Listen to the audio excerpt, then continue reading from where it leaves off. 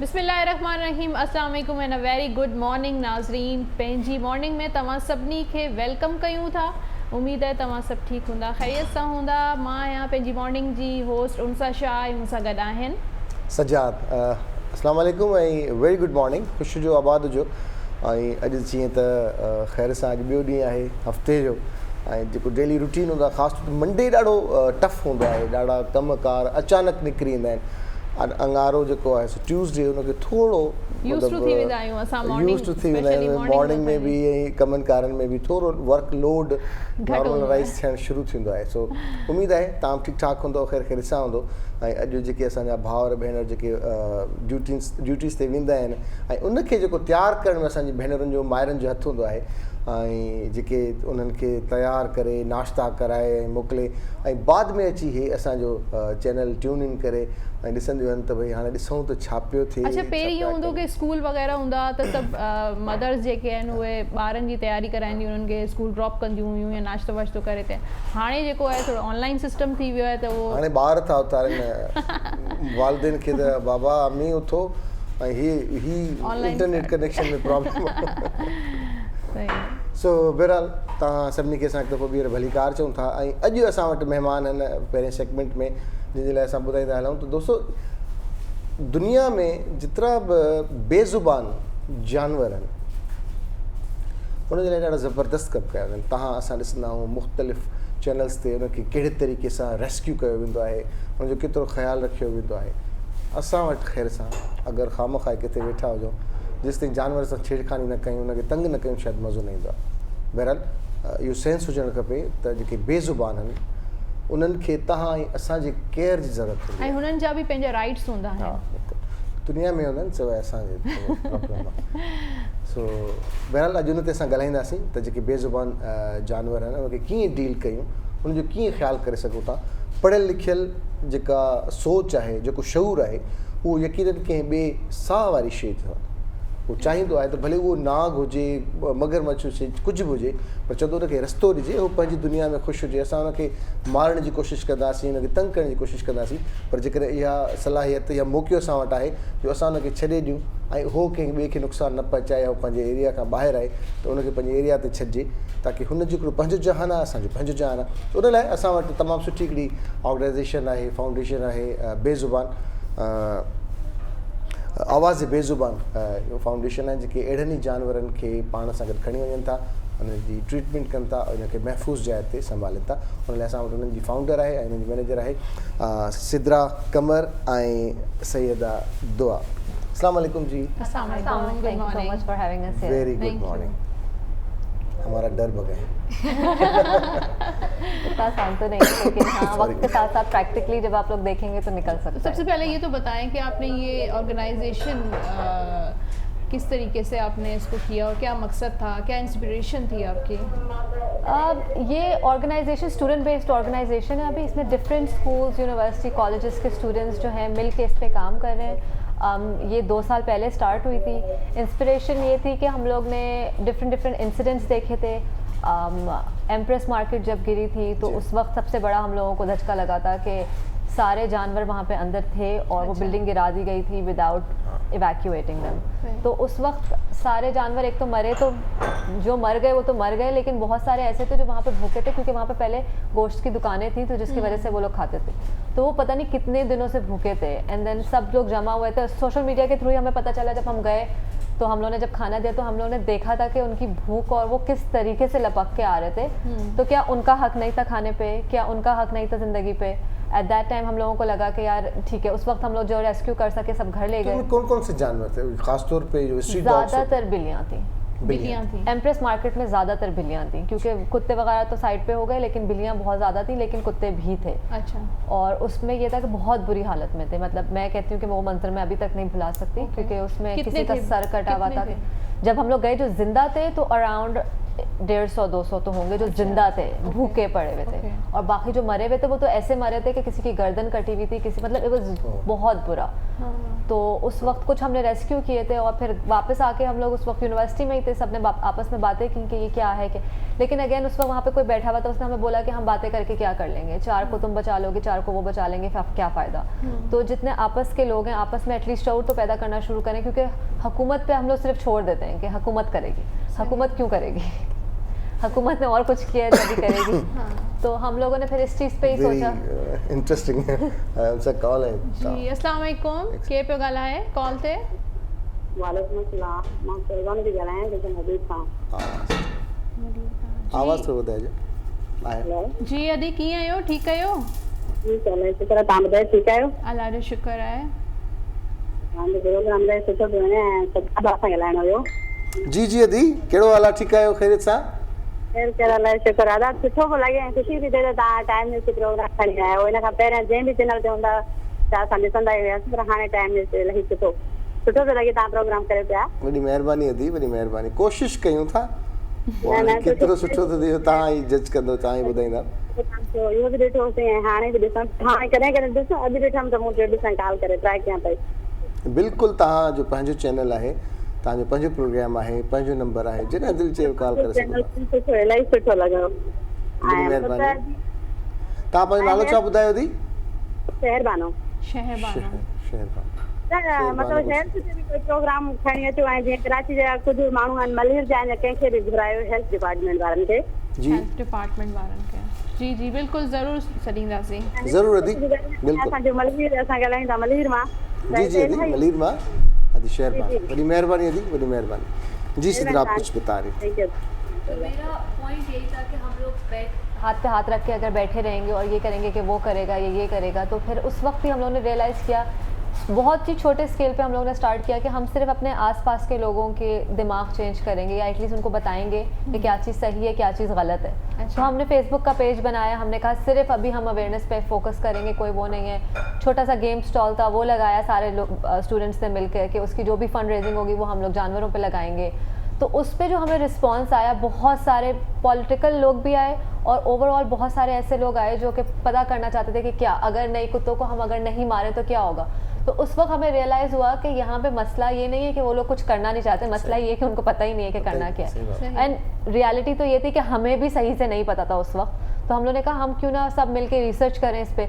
हम लोग different hospitals गए, doctor बारी बहुत अच्छा काम कर रहे हैं इंडस हॉस्पिटल, इस पे बहुत बड़े स्केल।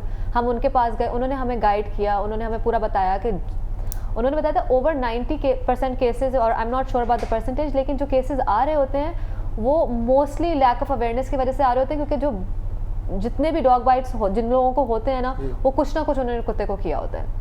तो वो कह रहे हैं कि बच्चा आके बोल रहा है कि डॉग ने बाइट कर दिया, लेकिन वो साथ में जब पूछेंगे कि क्या हुआ था, ऐसा क्या, वो पीछे की कहानी जब पूछते हैं तो उसमें ये होता है कि वो कान स्टेपल कर रहा था, वो कुत्ते के ऊपर चढ़ गया था, बच्चा पत्थर मार रहा था, तो उसकी रिटेलिएशन में जो है कुत्ते ने, तो अगर वो उन लोगों ने बोला कि हम रेबीज़ फ्री कराची स्टार्ट कर रहे हैं, आप लोग अवेयरनेस पे काम कर लीजिए। उस वक्त हमने रियलाइज़ किया बेसिकली कि अगर हम अपने स्टूडेंट्स को या आने वाली जनरेशन को अभी से ये ट्रेन कर दें कि आपने कुत्तों के साथ कैसे रहना है, और उनको ये समझा दें कि कुत्ता वैसे ही बिहेव करेगा जैसे हम बिहेव करते हैं, कुत्ता गलत नहीं है, उसका बिहेवियर के अंदर फ्रस्ट्रेशन आ गई क्योंकि हमने उसको सेफ रहने नहीं दिया।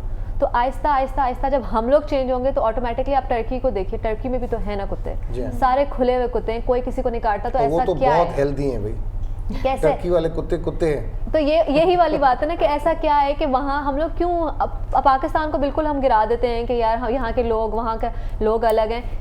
सिर्फ हमें अपना बिहेवियर चेंज करने की ज़रूरत है। अगर हमने अपना बिहेवियर चेंज कर दिया तो आप वही कुत्तों को देखेंगे। हमने स्ट्रीट डॉग्स को अपने पास लाके पाला है, हम लोग ने एक्सपेरिमेंट किया है, और वो नहीं काटते, वो बिल्कुल फ्रेंडली हो जाते हैं। क्यों? क्योंकि जब उनको डर नहीं है कि यहाँ पे कोई कुछ करेगा तो वो कुछ नहीं करेंगे, वो सिर्फ अपने आप को बचाने के लिए करते हैं, और हम लोग उनको मार देते हैं। खौफ भी तो होता है ना कुत्तों का एक अलग। वो दुआ को था, खौफ पर अब बिल्कुल भी नहीं, अब तो मोहब्बत है ना तो उनसे। कैसे आपने उसको ओवरकम किया? ये एक हकीकत है कि इंसान में नेचुरल है वो खौफ, कि वो भौंक रहे हैं या उनकी आंखों में देख लिया आपने, आप डर रहे हो, घबरा रहे हो, ये कि जानवर है ना, वो आपको नहीं पता वो कब कैसे रिएक्ट करे।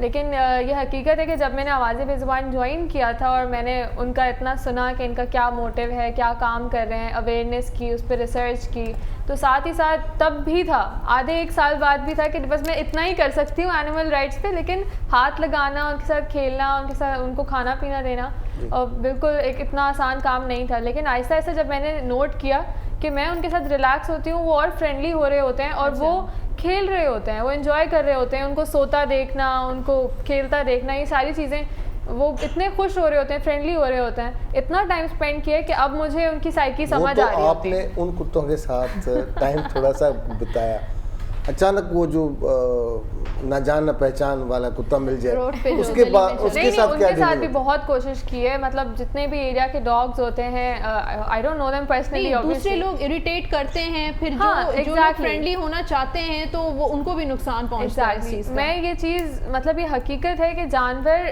बहुत अच्छे से ऑब्जर्व कर सकता है और रीड कर सकता है कि सामने वाला जो इंसान है वो किस नीयत से आपके पास आ रहा है, आपके जेस्चर्स और आपकी जो भी साइकी है वो समझ रहा होता है और तभी वो रिएक्ट कर रहा होता है। अब जैसे आप डर रहे हैं, आप मारने जा रहे हैं, और ये हकीकत है कि हम लोग गुजर भी रहे होते हैं तो डेली आपको दिख रहा होता है कि कोई बच्चा उठा के पत्थर मार रहा है, कोई बॉल मार रहा है, उनके लिए इट्स लाइक अ जोक, वो टॉय की तरह जो है ना जानवरों को ट्रीट करते हैं, क्योंकि वो सड़क पे रहते हैं, उनके कोई रहने की जगह नहीं है। हाँ, मुझे वो उमर शरीफ साहब का वो याद आ गया कि वो बाहर जाते हैं तो वो अपने जानवरों से प्यार करते हैं, और हम चाट खा रहे होंगे और नीचे अगर कोई कुत्ता बैठा होगा उसको खामखाई ऐसे लात करेंगे, तो उसने आदत कहा बन मैंने जाती क्या किया भाई। अच्छा, जो पागल कुत्ते होते हैं उन किस तरह पता चला कि ये पागल कुत्ते हैं और ये नॉर्मल हैं जब हम गुजर रहे हैं? अच्छा, इसका भी मैं ये बोलूँगी कि देखिए, जो पागल कुत्ते होते हैं ना, वो उनको रेबीज़ होता है, हाँ। जो कि एक बीमारी है जिसका कोई इलाज पूरी दुनिया में नहीं है। सही। सो उसका भी एक कॉन्सेप्ट बैठ गया कि हर कुत्ता जो काटेगा उससे आपको रेबीज़ होगा, ऐसा नहीं है। वो जो पागल कुत्ता होता है उसकी कोई एक लाइफ स्पैन होती है कि उस लाइफ स्पैन पे वो जिनको काटता है उसमें उनको रेबीज़ हो सकता है और उसके बाद उस कुत्ते की डेथ हो जाती है। तो वो अजीब हरकतें कर रहा होता है, आप एक एनालाइज कर सकते हैं। और अगर किसी को काट लिया है उस कुत्ते ने तो उसको रेबीज़ ज़रूरी नहीं है कि हो, लेकिन सबसे पहले तो ये है कि अगर रेबीज़ हो जाता है तो सबसे पहले जाके आप इंजेक्शन लगाएं, क्योंकि वो रेबीज़ है ऐसा कि जब वो दिमाग पे पहुंच जाता है तो उसका कोई इलाज नहीं है। हाँ। तो मसला यहाँ पे ये है कि अगेन फिर हम यहाँ पे आते हैं लैक ऑफ अवेयरनेस। बहुत सारे लोग ऐसे हैं जिनको कुत्ता काटता है, स्पेशली ये गाँव देहातों की मैं बात कर रही हूँ, वहाँ पे कुत्ते ने अगर काटा है तो वहाँ पे डॉक्टर के पास नहीं जाएंगे। पहले तो उनका ये होगा कि पहले हल्दी लगा लो या उस पर कोई मरहम लगा लो जो ठीक हो जाएगा। दूसरा फिर उनका नेक्स्ट है, क्योंकि रेबीज़ के जो सिम्टम्स हैं वो सिम्टम्स सारे वो हैं कि आपको सांस आना बंद होगी या आपको अंधेरे से डर लगेगा, आपको पानी चाहिए होगा, तो वहाँ पे इसको ये समझ लिया जाता है कि कहीं जिन चढ़ गया, तो वो जिन उतरवाने चले जाते हैं। तो एक इतना लंबा प्रोसेस वो लोग कर देते हैं और जब तक वो लोग हॉस्पिटल आते हैं तो ऑब्वियसली डॉक्टर्स कहते हैं कि इसका इलाज है नहीं, वो इतना आगे जा चुका होता है कि they wait for them to die, it's very painful. तो इसको प्रिवेंट करने का सिर्फ यही तरीका है, it's called one health approach, जो कि हर दुनिया में हर कंट्री में फॉलो किया जाता है, जिसके तहत आप 70% डॉग्स को किसी भी एरियाज के न्यूटर और वैक्सीनेट कर दें तो ऑटोमेटिकली जो है वैक्सीनेशन से डॉग को वैक्सीनेट करें। डॉग को वैक्सीन 70%, तो ऑटोमेटिकली जो है ये तो रेबीज फिर, खत्म हो जाएगा। हेल्थ डिपार्टमेंट का काम होना चाहिए ना कि जो स्ट्रे डॉग्स को वैक्सीनेट करें। होना तो बहुत कुछ चाहिए, ये लेकिन तो हमारे पास तो वाइल्ड लाइफ की पूरा डिपार्टमेंट है, वो सारा करता है। दी नसीम कुछ छाए पे ही।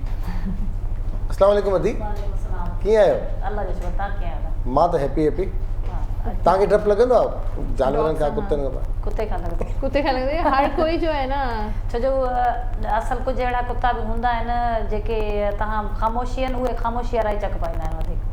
ख़ामोशी वारा चक पाईंदा आहिनि। तव्हांखे कॾहिं जेको कंहिं कुते इहो तंग थियो कयो? आहे। तव्हांखे कॾहिं भॼायो या ड्रेजारियो? हा, न मां ड्रिजर न, मुंहिंजे भाउ खे चक पाए पियो शिकारपुर अच्छा। में, हुते वियासीं ईअं अच्छा, घुमणु। हाँ। जीअं हू वियो त उन्हनि जो कुतो पंहिंजो पालतू कुतो न हुन जेके घर में जी, जी। पालींदा आहिनि, हाँ। त हू जीअं वियो त हुनखे मतिलबु चक पातईं त हुनजो जेको गोश्त हुयो ॿाहिरि ओ, माना निकिरी पियो। हाणे असां त परेशान थी डपु वियासीं, हाँ, पोइ उन्हनि जी जेका माई हुई उते त माना हुन मुंहिंजे- छा कयो? कुझु छेड़ियो, उहो ॿुधाए- हुनखे तंग न कयो? न न कुत्ते कुझु खे? बि न। अच्छा, हा, उहो गुज़रे पियो, अदा सम्झी वियो हूंदो रस्तनि में, जी, जी। ॻोठनि में कीअं हूंदा आहिनि, असांखे त हाणे ख़बर न हुई, त हीउ गुज़रे पियो त हुनखे कुते त चक पियो, नंढो हुयो 7-8 सालनि जो ईअं हुयो। अच्छा, पोइ उन्हनि जी जेका असांजी नानी चवंदा हुआसीं, पोइ उन छा कयो, मिर्च खणी आई।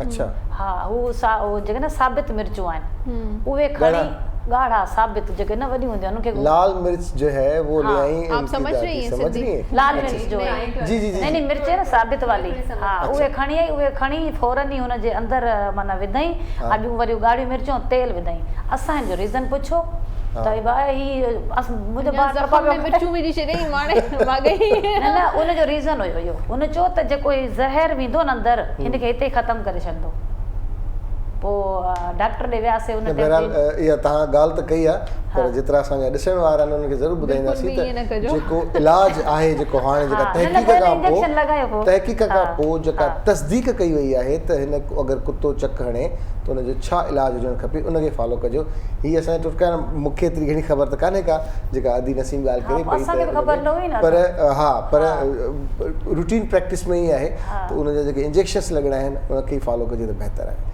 न छा था ठाहियो अॼु त असां कलौंजी वारा आलू त ठाहियूं आलू भुजिया अच्छा ज़बरदस्त हाँ, सुबुह ॿियो सुबुह पराठा। जो। अच्छा पराठे सां गॾु न पराठा आलू पराठा ऐं अच्छा, आलू आलू जा भुजिया पराठा। अलॻि अलॻि माना ॿई डिशेस अलॻि अलॻि छा छा हूंदो हुन में हुनमें आलू हूंदा पटाटा हूंदा फुल ऑफ फैट तव्हां ठाहियो पिया जेको आहे न इरादो तव्हांजो आहे न असांखे माइंड होॾे हलंदो न अदा जल्दी क्वेश्चन कयो न हा आलू में पटाटा आहिनि इहे सावा धाणा हाँ। ॿियो सीज़निंग में आहिनि हल्दी हेड ॻाढ़ा मिर्च लूणु कलौंजी पोइ हिनखे असां भाॼी में जीअं पचंदी आहे बसर हिकिड़ो जो दाग करे पोइ थूम हाँ। अदरक जो विझंदासीं सही पोइ हिन में पटाटा विझी कटिंग कंदासीं कटिंग करे पोइ कलौंजी विझंदासीं कलौंजी विझी टमाटा विझंदासीं पोइ पाणी विझी यानी कि भुर्तो ठाहींदा तव्हां उहो पहिरीं जेको भुर्तो आलू चवंदा जो हा, पोइ आलू जो हुनखे भुर्तो चवंदा हा। फिल कंदा तव्हां हा हुनमें न ही आलू जी भुजिया बाक़ी जेका असां हू ठाहींदासीं त उहो अलॻि हुनखे बॉइल करे आलू खे पराठनि वारो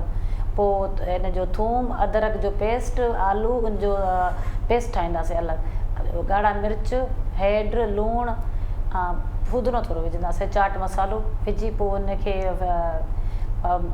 मैदे सां उहो रोल करे जीअं मानी पचबी आहे उन में विझी पोइ असां उनजो पराठो ठाहींदासीं चलो ज़बरदस्त तव्हां ठाहियो भले ख़बर पइजी वेंदी असांखे सही अच्छा है। आपको सपोर्ट किस डिपार्टमेंट की या इदारे की या लोगों की कैसे है कितनी है वर्बल सपोर्ट ज़्यादातर Verbal, वी वुड से कि आई वुड से कि हम लोग जितने भी लोग आए हैं जिन्होंने विज़िट किया है वो बेशक मीडिया से हों या पॉलिटिकल साइड से हों जो सब लोगों ने इस चीज़ को अप्रिशिएट ज़रूर किया है इसको सुनने की भी कोशिश की और इस चीज़ को गलत नहीं कहा लेकिन अगर कहा जाए कि हाँ आगे बढ़कर कुछ करना वो बहुत कम लोग हैं जो इस चीज़ पे दावे भी बहुत हैं करेंगे एंड मुझे होप्स हैं कि वो करेंगे भी आगे चल के लेकिन हमारा अभी काम है कि हम अवेयरनेस क्रिएट करें और उनको बताएं कि इसकी इंपॉर्टेंस क्या है जब इंपॉर्टेंस पता चल जाएगी तो फिर खुद ही लोग आगे ज़्यादा यहाँ पर आएंगे इतनी ऑर्गेनाइजेशंस नहीं होंगी लेकिन इंटरनेशनली है कोई सपोर्ट आपको किसी organization internationally की? there are individuals and organizations who are following us and guiding us as well हम लोगों से क्योंकि हम लोग उनसे पूछते हैं मैंने खुद भी वहाँ पे वॉलंटियर किया हुआ है सो वहाँ पे I have worked a lot लेकिन ये है कि अभी वहाँ से यहाँ सपोर्ट फाइनेंशियली और any other way it's not possible तो अभी नहीं लेकिन maybe in the future अच्छा सिद्रा ये बताएं कि लोगों का खौफ ख़त्म करने के लिए क्या लाजमी है कि प्रैक्टिकली जाना पड़ेगा उनको या देखना पड़ेगा पढ़ना पड़ेगा यस डेफिनेटली आप जितना भी किताबों में पढ़ा लें कुछ भी कर लें जब तक आप प्रैक्टिकली कोई चीज़ को सामने नहीं लेकर आएंगे वो डर नहीं निकलेगा हम लोगों ने प्रैक्टिकली करने की कोशिश की तो हम लोग ने पहले वर्कशॉप्स जब की तो हम लोगों ने डिफरेंट वीडियोस दिखाई कार्टून्स दिखाए वर्कशीट्स दी गेम्स खिलाए सब कुछ किया और उस सब से हम लोगों को लगा था कि डर निकल जाएगा और फिर हम बच्चों से पूछते थे तो उनको वो कह तो देते थे कि निकल गया बट देन हमने कोशिश की कि चले हम देखते हैं कि कितने को डर लगता है कितनों को नहीं लगता है तो हमारा पहले पूरा ये सेक्शन है जहाँ पे हम क्योंकि देखिए हमें ये भी अंडरस्टैंड करना होगा कि हम डॉग्स को पाकिस्तानी डॉग्स को या वो एग्जैक्टली वैसे ट्रीट नहीं कर सकते जैसे बाहर के डॉग्स हैं क्योंकि अभी उनके अंदर फ्रस्ट्रेशन है हम अचानक से बच्चे को ये नहीं कह सकते कि आप जाओ और बाहर के कुत्ते को प्यार करो तो हमें साथ में उसकी प्रिकॉशंस भी बतानी पड़ती हैं कि बाहर के जो कुत्ते हैं आपने उनको जाके तंग प्यार भी नहीं करना है आपने नहीं जाके उनको इस तरीके से कर लेना क्योंकि देयर इज अ पॉसिबिलिटी कि हम बच्चों को पढ़ा दें कि आप बच्चों को एटलीस्ट कुत्तों अगर को हम जाके सिर्फ प्यार ये करें कि उनको तंग नहीं करें उनको इरिटेट नहीं करें तो भी काफ़ी है तो अगर हम उनको बोलेंगे कि आप कुत्तों को प्यार करें तो हो सकता है कोई बच्चा स्ट्रीट डॉग को जाके प्यार करने लग जाए किसी गलत तरीके से बच्चों को तो नहीं पता होता है and it can attack the reality is it can attack because there is frustration so हम लोगों ने उनको बताया पहले समझाया सब कुछ करते हैं उसके बाद फिर हम रियल लाइफ डॉग को स्ट्रीट डॉग को ही लेकर आते हैं एंड देन हम आहिस्ता आहिस्ता देखते हैं कि जो बच्चे वॉलंटियरली आते हैं, फिर जो थोड़ा थोड़ा डर रहे होते हैं क्योंकि एक दूसरे से देख के भी उनको शौक होता है कि अच्छा उसको कुछ नहीं कहा तो मुझे भी कुछ नहीं कहेगा, and Aahista Aahista I think so with in 30 minutes आपको मैं अगर वीडियोस दिखाऊं, वही बच्चे जो बिल्कुल हाथ लगा नहीं सकते थे, दूर बैठे होते थे, उसके साथ खेल रहे होते थे, और वही स्ट्रीट डॉग। हम इसलिए किसी भी ब्रीडेड डॉग को या हाउस डॉग को नहीं लेकर आते ताकि वो डर निकले कि कुत्ते बुरे नहीं हैं, अगर हम उनके साथ अच्छे होंगे तो वो हमारे साथ भी अच्छे होंगे। तो ये प्रैक्टिकली बच्चों को अगर हम अर्ली ईयर्स में सिखा देना, क्योंकि पेरेंट्स नहीं सिखा पा रहे अभी, क्योंकि उनको खुद के नहीं सिखाया गया। तो दुआ डेली कितने डॉग्स आते हैं आपके पास और डील करते हैं या उनको रेस्क्यू करते हैं आप लोग? हम लोगों ने जब फ्लड आया था तब उस टाइम पे हम लोगों ने टेम्परेरी रिलीफ शेल्टर स्टार्ट किया था और रेस्क्यूज वगैरह लिए थे। फ्लड कहाँ पे? जब कराची में फ्लड आया था तो उस टाइम पे हम लोगों ने एक रिलीफ कैंप लगाया था, जो कि हमने एक प्रोजेक्ट के तौर पे आया जी था। तब हमने एक प्रोजेक्ट किया था और उसमें हमने रेस्क्यूज वगैरह लिए थे और उनके ट्रीटमेंट्स किए थे, क्योंकि वो इतनी बुरी सिचुएशन थी कि उस टाइम पे ऑब्वियसली लोगों की प्रायोरिटी ये थी कि घर बच जाएं और इंसानों का नुकसान हो रहा है, सामान का नुकसान हो रहा है। तो उस टाइम पे हमने वो इनिशिएटिव लिया था कि हम टेम्परेरी रिलीफ शेल्टर स्टार्ट करें। उसको अभी हमने रोका है और साथ ही साथ हमने जो डॉग्स वगैरह हमारे साथ जो फ्रेंडली हो गए हैं उन्हीं को हम वर्कशॉप्स में लेके जा रहे हैं, और उनको हमने कोई ऐसा नहीं है कि हमने उनको ट्रेन किया है या कोई डॉग के पास ट्रेनर है कोई ऐसी जगह जहाँ पर आपने रखा है? अच्छा, और वही डॉग्स में जा रहे हैं उसमें, और कौन नहीं वहाँ पे जैसे इट एक्चुअली डिपेंड्स। हम लोग अपने एरिया के हमने सारे डॉग्स को न्यूटर वैक्सीनेट किया हुआ है। जिस एरिया में हम लोग ऑपरेट करते हैं उस एरिया के तमाम डॉग्स को हम लोगों ने न्यूटर वैक्सीनेट किया है। हालांकि TNVR एक आसान प्रोसेस नहीं है, वो ग्लोबली एक अच्छे लेवल पे हो रहा होता है, लेकिन just to set an example and to show के इट्स नॉट समथिंग इम्पॉसिबल, जो ये किया जा सकता है। तो उसके पूरे स्टार्ट्स लेने पड़ते हैं, डॉग काउंट चाहिए होती है, एक सेंसस चाहिए होता है कि कितने डॉग्स हैं, उनको कैच करना पड़ता है, उनको यहाँ पे ला के जो है ऑपरेट करना पड़ता है और वापस उनको वहीं पे रिलोकेट भी करना होता है। तो ये पूरा प्रोसेस भी हमने अपने एरिया में 1 साल पहले किया था TNVR का, और अभी भी हम वहाँ के डॉग्स को फीड कर रहे होते हैं। लेकिन मेन फोकस जो है वो यही है कि हम उन डॉग्स को फ्रेंडली इतना कर दें कि लोग इस चीज़ को मान लें कि वो अगर आप उनको तंग नहीं करोगे तो वो आपको तंग नहीं करेंगे। एटलीस्ट एक फ्रेंडली इन्वायरमेंट ऐसा हो कि सोसाइटी में जो डॉग्स का भी एग्रेशन इतना ज़्यादा हो गया है वो कम हो। बहुत अच्छी बात की, इतनी अच्छी बात की कि ब्रेक का वक्त हो गया। जी दोस्तों, वक्त नंढे ब्रेक जो मिलंदा ब्रेक खां पोइ। जी सभिनी खे भलीकार, सभिनी खे भलीकार, जेके असांखे जिते जिते ॾिसनि था उते उते हिकु दफ़ो ॿीहर भलीकार। पंहिंजी मॉर्निंग में अॼु असां सां गॾु जेके महिमान आहिनि उहे कमु पियूं कनि, जेके बेज़ुबान जानवर आहिनि उनजी कीअं परगोर लहणु खपे, उनखे छा असांजी ट्रेनिंग छा हुजणु खपे जो असां मां उहो ख़ौफ़ ख़तमु थिए ऐं उन्हनि खे कीअं डील कयूं। असांखे इहा ख़बर बि हुजे त साम्हूं वारो जानवर आहे जेको बि आहे, जंहिंमें ॿिलियूं थियनि थियूं, कुता थियनि था, गॾह थियनि था, उहे असां वटि जेके जानवर आहिनि उहे इहे ई असांखे ख़ासि तौर ते गिटियुनि में पाड़नि में नज़र ईंदा आहिनि, ताकी असांखे जेको ख़ौफ़ हूंदो आहे। घणा मां ज़ाती तौर ते सुञाणा खोड़ असांजा अहिड़ा वास्ते वारा आहिनि जेके अगरि उनखे ख़बर पवे त हिन घर में हिन पाड़े में ॿिली आहे त शायदि हू मतिलबु प्रिकॉशन्स वठंदा या वेही रहंदा या ख़ामोश थी वेंदा या चवंदा असांखे प्रोटेक्ट कयो ॿिली हिते।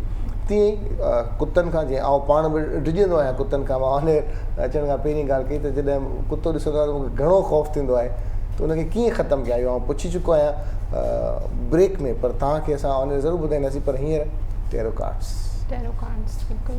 ऐं अॼु जो ॾींहुं तव्हांजो जेको आहे कीअं गुज़रंदो, एरीज़ खां वठी पाइसिस।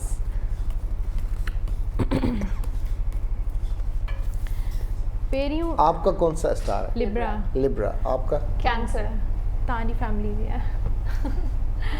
अच्छा, जंहिंजो ज़ोडिक साइन आहे, मैं सिंधी में ही बता रही हूँ, एरीज़ जे लाइ कार्ड आयो आहे 4 ऑफ कप्स जा। त एरीज़ वारनि जो अॼु जो ॾींहुं हूअं त सुठो लॻंदो, पर थोरी गाइडेंस बि आहे कि तव्हां कननि जा इलाही कचा आहियो, जल्दी माण्हुनि जी ॻाल्हियुनि में अची वेंदा आहियो, तव्हांखे मिसगाइड कनि था, मिस डायरेक्शन ॾेखारनि था, पर ऐं तव्हां हुननि जूं ॻाल्हियूं ॿुधी बि वठो था। त इन जे करे तव्हांखे इन शइ जो केयर करिणो आहे। टॉरस लाइ आहे 4 ऑफ वॉन्ड्स, ज़बरदस्त हैप्पीनेस जो कार्ड है, सेलिब्रेशन जो कार्ड है। थी सघे थो अॼु तव्हां कंहिं शादी जी तकरीब में हलिया वञो, कंहिं गेट टुगेदर में वञी सघो था, दोस्तनि सां गॾु तव्हांजो सुठो टाइम ऐं फैमिली सां गॾु तव्हांजो सुठो टाइम गुज़री सघे थो, ऐं उन सां गॾु गॾु तव्हां कंहिं ट्रैवल ते बि वञी सघो था। टॉरस खां पोइ आहे जेमिनाई, द जजमेंट जो कार्ड आहे, ऐं जजमेंट जो कार्ड चवे थो कि तव्हां इलाही सोचो था, इलाही माण्हुनि खे जज कयो था, ऐं उनखे तव्हांजे दिमाग़ में अॼु शकूक इलाही ईंदा, मतिलबु नंढी नंढी ॻाल्हि ते तव्हां शक कंदा की अलाए इहा शइ सही आहे कोन्हे शइ सही आहे, इलाही सारियूं अहिड़ियूं ॻाल्हियूं तव्हांजे दिमाग़ में ईंदियूं जेमिनी वारनि जे। कैंसर वारनि लाइ कार्ड आहे अॼु जे ॾींहं जो 5 ऑफ वॉन्ड्स। अॼु तव्हांजो ॾींहुं काफ़ी चैलेंजिंग ॾींहुं हूंदो, बिज़ी ॾींहुं हूंदो, मसरूफ़ ॾींहुं हूंदो, इलाही सारनि माण्हुनि सां मुलाक़ात थींदी, मीटिंग्स थींदियूं ऐं स्ट्रगल बि रहंदी, यानी कि अॼु तव्हांजो स्ट्रगल बिज़ी ॾींहुं हूंदो। तो बी केयरफुल, चैलेंजिंग डे है आज आपका। ओके।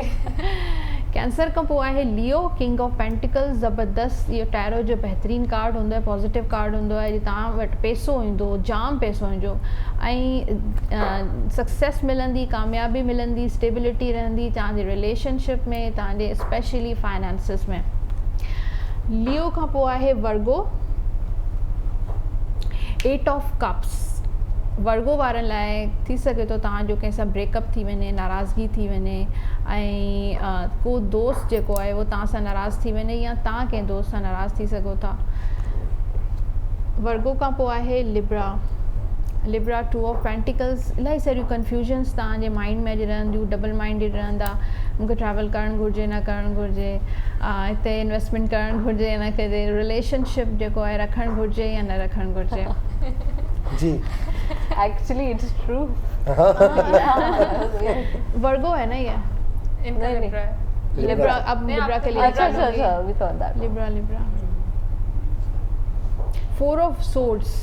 ऐं इहो कार्ड ओवर थिंकिंग जो कार्ड हूंदो आहे कि सिहत बि तव्हांजी सही नथी रही सघे, थी सघे थो अॼु का अहिड़ी हेल्थ जे मुतालिक़ तव्हांजो को इशू थी सघे थो, स्ट्रेस थी सघे थो ऐं उनजे अलावा इलाही सारियूं सोचूं तव्हांजे दिमाग़ में ईंदियूं, तव्हांजो माइंड जेको आहे बिल्कुलु स्टक रहंदो अॼु है। स्कॉर्पियो। स्कॉर्पियो के लिए हमेशा डेविल का कार्ड क्यों आता है? द डेविल जो कार्ड है ऐं माण्हू तव्हांखे तंग कंदा, इरिटेट कंदा, तव्हांजे ख़िलाफ़ु को ॻाल्हि ॿोल थी सघे थी, माण्हू पॉलिटिक्स बि करे सघनि था, त अहिड़नि माण्हुनि सां तव्हांखे परे रहणु घुरिजे। वाक़ई अॼुकल्ह जेको आहे न मूंसां इहे सीन पियो थिए। द फूल जो कार्ड आहे सजिटेरियस लाइ ऐं इहो हमीर जो बि कार्ड आहे ऐं द फूल जो आहे न इलाही बिगिनिंग जो कार्ड हूंदो आहे, पॉजिटिविटी जो कार्ड हूंदो आहे। अगरि तव्हांखे इलाही अजीब वक़्त सां गुज़रिया आहियो, कंहिं ॾुख तकलीफ़ सां गुज़रिया आहियो या अहिड़े कंहिं रिलेशनशिप सां गुज़रिया आहियो जेको इलाही तव्हांखे तंग कयो आहे, टॉक्सिक हो, परेशानी वारो हो, त अॼु जो ॾींहुं जेको आहे नई उमीद, नई बिगिनिंग ॾेखारे पियो कि तव्हां हमेशह इंसान खे उमीद ऐं पॉजिटिविटी जी तरफ़ ॾिसणु घुरिजे, सोचणु घुरिजे। सेजिटेरियस खां पोइ आहे कैप्रिकॉन। कैप्रिकॉन द स्टार जो कार्ड आहे ऐं इहो बि ब्लेसिंग्स जो कार्ड हूंदो आहे कि पाण खे हमेशह प्रेज़ेंट ऐं फ्यूचर जे बारे में सोचणु घुरिजे। पास्ट में अगरि जेके बि तव्हां सां इशूज़ थिया आहिनि उन्हनि जे बारे में सोची परेशान रहंदा, हर वक़्तु डिप्रेशन में रहंदा त कॾहिं बि अॻियां कोन वधी सघंदा। अच्छा, कैप्रिकॉन खां पोइ आहे एक्वेरियस द जस्टिस।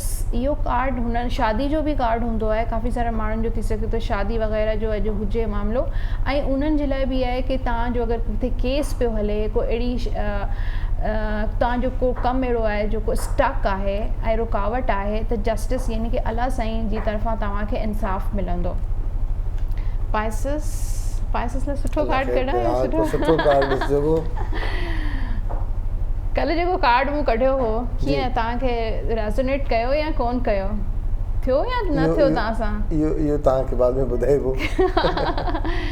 पाइसिस लाइ ज़बरदस्त कार्ड आहे अॼु त पॉजिटिविटी द एम्परर जो कार्ड आहे, यानी कि तव्हांखे पंहिंजी मर्ज़ी हलाइणु घुरिजे, अथॉरिटी तव्हांजे हथ में आहे, पर बाज़ औक़ात इंसान पंहिंजी अथॉरिटी ॿियनि जे हथ में ॾेई बि, पंहिंजूं कमज़ोरियूं ॿियनि जे हथनि में ॾेई बि पंहिंजे पाण खे कमज़ोर कंदो। त इहो कॉन्फिडेंस जो कार्ड आहे कि तव्हांखे ब्रेव हुअणु घुरिजे, कॉन्फिडेंट हुअणु घुरिजे, पंहिंजे पाण ते यकीन हुअणु घुरिजे।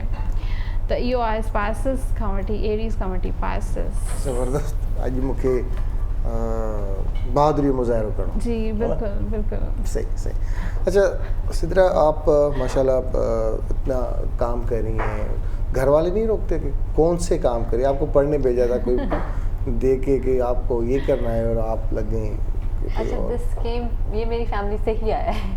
अच्छा। तो मेरे फादर मैंने सारी ज़िंदगी उनको यही करते हुए देखा है कि वो शुरू से जानवरों का बहुत करते थे और मेरी पूरी फैमिली साइड जो है वो करती है जानवरों का बहुत ज़्यादा। तो कभी भी कोई जानवर बीमार है या कुछ है तो अगर मैं लेकर आ गई हूँ घर पे बचपन से Okay. तो मुझे फुल फैमिली सपोर्ट थी हमेशा से, बल्कि मुझसे बढ़कर कर रहे होते थे, सब मिलके कर रहे होते थे। कभी ड्रिप लगानी, हमने ड्रिप लगाना भी सीखी, सब कुछ किया। अच्छा। तो वो एक तरीके से प्रॉपर घर में बन चुका था सेक्शन। Okay. तो हमेशा आप वही बात है ना, जब आप शुरू में जो चीज़ बचपन में सिखा दी जाती है वही चीज़ आगे जाके आप करते हैं। सही। तो जब मैंने अपने पेरेंट्स को ये चीज़ देखी, स्पेशली अपने फादर को इस चीज़ में देखा हमेशा से, तो वो तो आई डोंट थिंक सो उनको कोई मसला हुआ, वो इस चीज़ पे खुशी हुए। हाँ, बहुत सारी रिस्ट्रिक्शंस होती हैं कि कभी कभार वक्त ऐसा होता है कि जिस वक्त फैमिली टाइम होता है, सब कुछ होता है और हमें निकलना पड़ता है, लेकिन सपोर्ट बहुत ज़्यादा है। अच्छा। Yes. और आपकी दुआ? मेरा ऐसा है क्योंकि जाहिर है मैं डरती थी, अच्छा। तो उनको भी था कि ये डरती है, छोटी है, इस तरह स्टार्ट में बहुत डरते थे और नहीं अलाउ करते थे कि मतलब एटलीस्ट इतना ज़्यादा नहीं करो, थोड़ा बहुत ठीक है, हाँ ठीक है, लेकिन इतना मोहब्बत करना कि बस इन्हीं के साथ वक्त गुजारना है, इन्हीं के साथ खेलना कूदना है, हर वक्त कुत्तों में, और इसमें थोड़ा सा घबराते थे, लेकिन अब काफ़ी एक्सेप्टेंस आ गई है। अच्छा। और एक्सेप्ट करते हैं इस चीज़ को, सपोर्ट करते हैं? हाँ, अब घर सपोर्ट वाले? करते हैं।